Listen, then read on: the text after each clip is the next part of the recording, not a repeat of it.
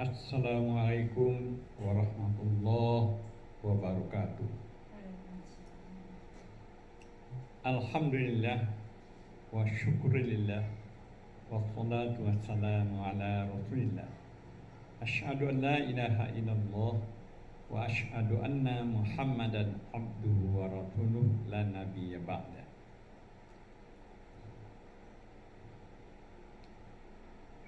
Majelis Tahsinul Quran yang dimuliakan Allah. Baiklah, dalam kesempatan ini akan kita terangkan mengenai tajwid. Tajwid artinya adalah membaguskan, ya, membaguskan. Kita harus membaguskan bacaan Al-Quran sebagaimana yang telah dicontohkan oleh guru-guru kita. Adapun tajwid yang kita singgung atau yang kita jelaskan adalah mengenai makharijul huruf, adalah tempat keluarnya huruf-huruf Al-Quran. Makharijul huruf ini terbagi atas 5 bahagian atau 5 tempat huruf itu. Yang pertama disebut dengan harful lisan. Harful lisan adalah huruf yang terletak di lidah.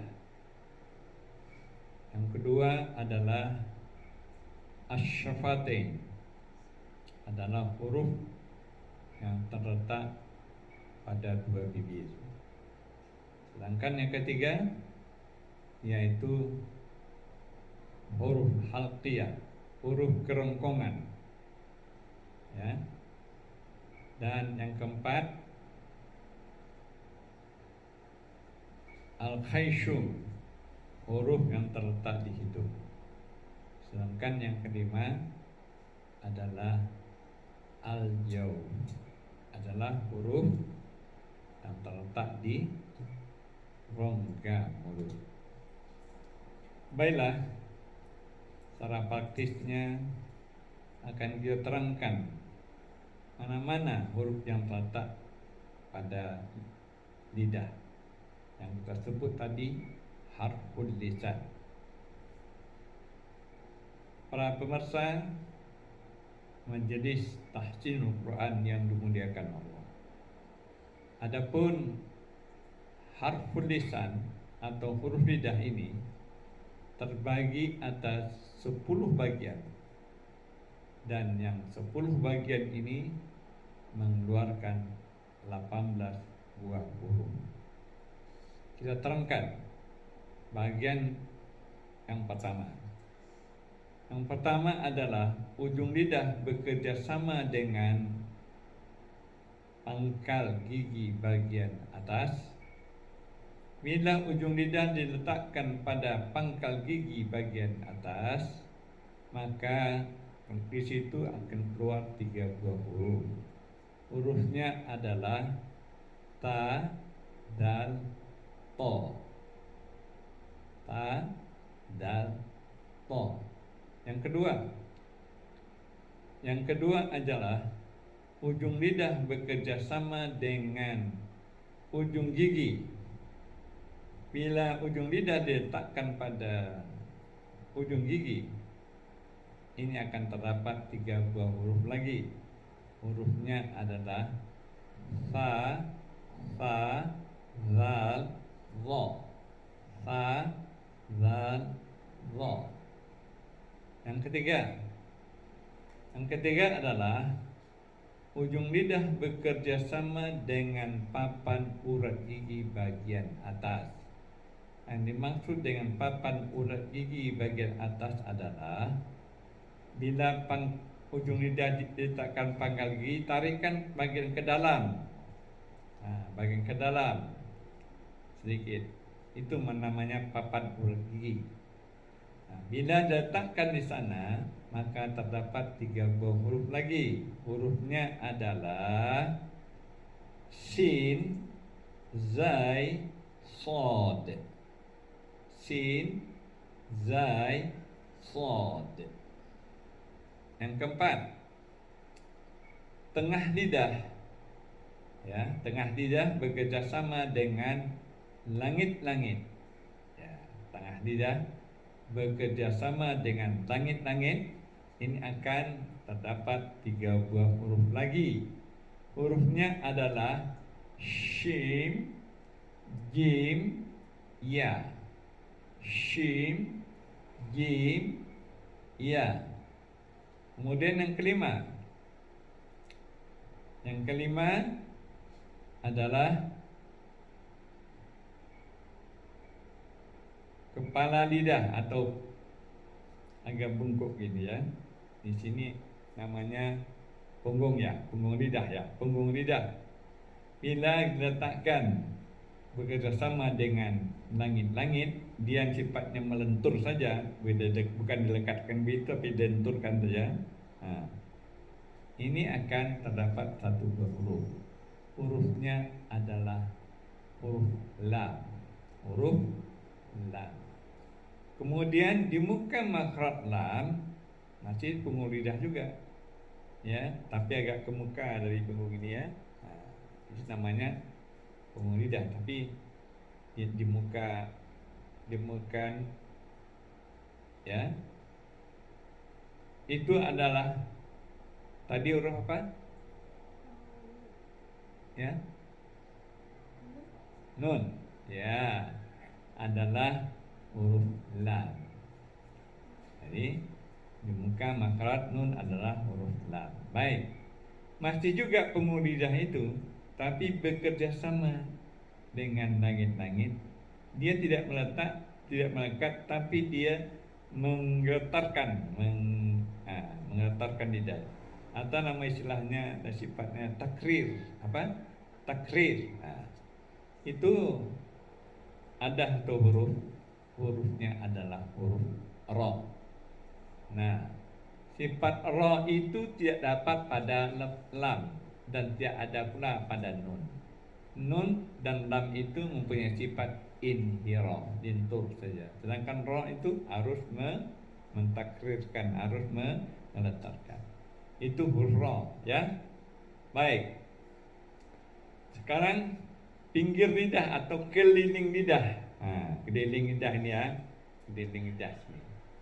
Keliling lidah bekerja sama dengan geraham kiri dan kanan. Sini geraham kiri dan kanan. Ya, 1 buah huruf letak di sana. Hurufnya adalah dod. Apa? Dod.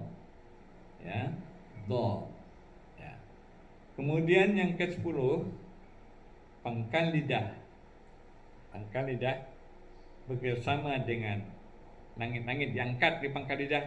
Kalau tanpa diangkat, itu lain juga hurufnya, tapi diangkat pangkal lidah ke langit-langit, nama hurufnya adalah qaf. Apa? Qaf. 10. Di muka makhraj qaf tanpa diangkat ke langit-langit, itu hurufnya adalah kaf. Kaf dengan qaf ya berbeda sifatnya. Sifat yang menonjol pada qaf adalah isti'la dan pada kaf adalah istifal. Itu baru kita sebut dengan 10 bagian huruf lidah mengeluarkan 18 buah huruf. Baik. Itu bagian yang kedua yaitu asy-syafatain. Huruf 2 bibir, ya. Huruf 2 bibir. Mana huruf-hurufnya? Pertama adalah 2 perut bibir bagian dalam. Ya, lembut saja bacanya. Ba, ba, ba, ba. Nah, itu hurufnya ba. Kemudian yang kedua, dua perut bibir bagian luar. Di apa bibirnya itu? Di ya, ditekan keluar ya. Nah, kalau ba itu di bagian dalam. Sering kalau bicara basah kena alveolus. Tapi kalau huruf yang perut bibir bagian luar itu kering, itu sering. Itu huruf mim ya, mim ya, huruf mim. Baik. Yang ketiga yaitu perut bibir bagian bawah. Bila diletakkan pada gigi bagian atas, fa, ada mahmusnya, fa ya. Nah, tapi kalau dua perut bibir saja dia enggak ada mahmusnya ya. Tapi kalau ada fa-nya itu perut bibir bagian bawah dengan ujung gigi di atas, fa. Yang keempat, dengan melonjongkan dua bibir ke depan ya, atau juga ada istilah mengismamkan, mendomahkan, domahkan ujung muka. Namanya apa hurufnya? Wow. Coba baca wow tanpa melonjongkan bibir, tidak tepat dia ya.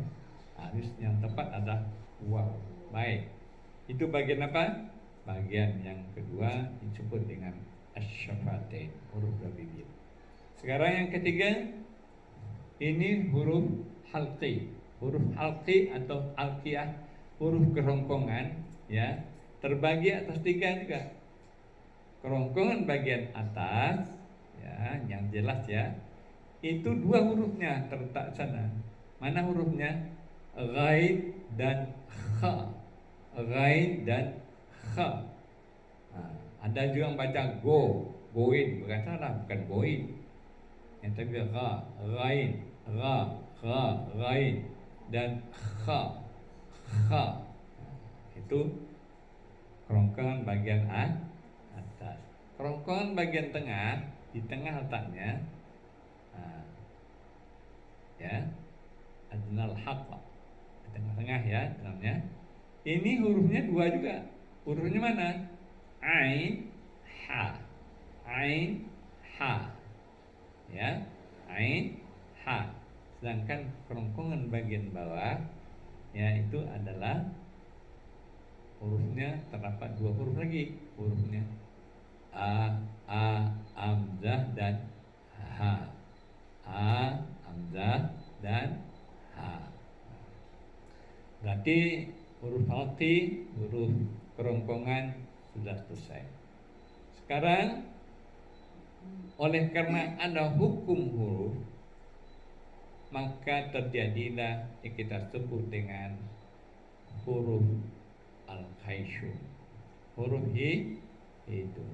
Huruf hidung itu oleh karena ada hukum, umpamanya hukum ahkamun nun wa tanwin bi gunnah. Nah, karena ada bi gunnah itu hanya nyinggungnya ke hidung.